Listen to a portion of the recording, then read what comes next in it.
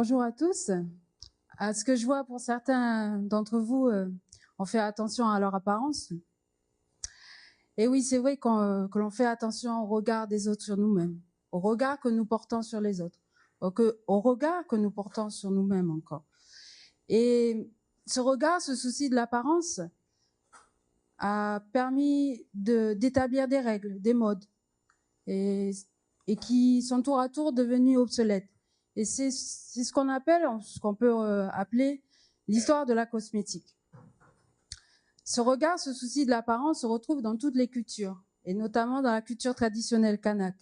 C'est vrai que nous sommes des guerriers, mais cela ne veut pas dire pour autant qu'on ne faisait pas attention à notre apparence, loin de là.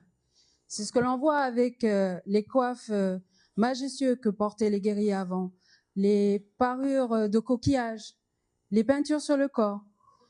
Et aujourd'hui, nous sommes dans un siècle où certains produits sont ciblés pour leur toxicité, notamment dans certains produits de cosmétiques. Et c'est ce qu'on appelle les perturbateurs endocriniens, notamment les parabènes. Mais qu'est-ce que c'est les parabènes? Ce sont des molécules qui, pour certains, interfèrent avec l'organisme, c'est-à-dire qu'en fait, elles vont interférer sur la production d'hormones et notamment sur la reproduction humaine.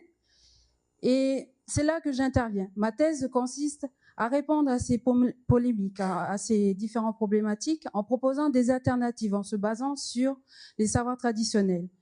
En fait, d'une certaine manière, je vais prendre mon sac à dos et ma toile de tente pour m'aventurer chez les grands-mères de la Nouvelle-Calédonie et de les écouter et de pouvoir reproduire leurs remèdes qu'ils vont me confier. Et c'est ce qu'on appelle les enquêtes ethnobotaniques. Par la suite, je vais reproduire ces différents remèdes en laboratoire et c'est ce qu'on appelle la caractérisation phytochimique. Et enfin, je vais tester et valider leur activité, notamment leurs propriétés cicatrisantes pour certains. Et c'est ce qu'on appelle les tests d'activité biologique. Tout cela pour arriver in fine à valoriser les savoirs traditionnels et proposer des alternatives dans un nouveau produit d'origine naturelle de Nouvelle-Calédonie, nouveau produit cosmétique. Voilà.